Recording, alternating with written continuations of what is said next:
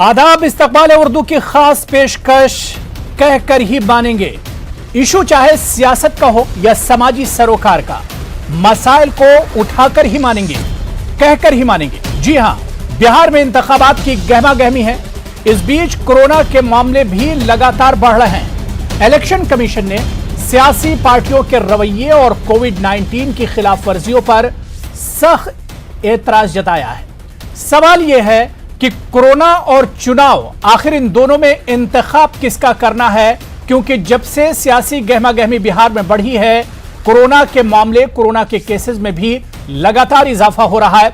आज इसी को हम समझने की कोशिश करेंगे, क्योंकि चुनाव से पहले अपोजिशन इस बात पर बजिद था। अपोजिशन को इस बात की एक तरह से परेशानी थी कि कोरोना के मामले बढ़ेंगे अगर चुनाव कराया जाएगा, और उसी तरह के मामले हो रहे हैं। कई पार्टियों के उम्मीदवार और कई पार्टियों के लीडर कोरोना से मुतासिर पाए गए हैं, कोरोना से मुस्बत पाए गए हैं, जिसके बाद इंतखाबी इलेक्शन कमीशन ने भी सख्त रवैया अपनाया है और सख्त एतराज जताया है, सख्त तंबीह की है। आज इसी को हम समझने की कोशिश करेंगे।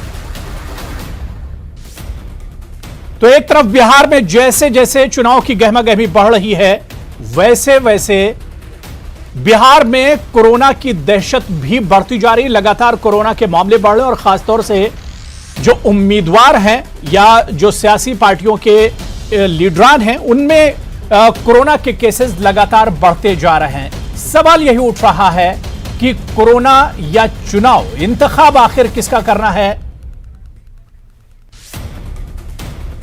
तो दो खास मेहमान मेरे साथ इस वक्त डिबेट में जुड़ चुके हैं। बहुत जल्दी अपने मेहमानों का आपसे इस्तकबाल कराता हूं। मेरे साथ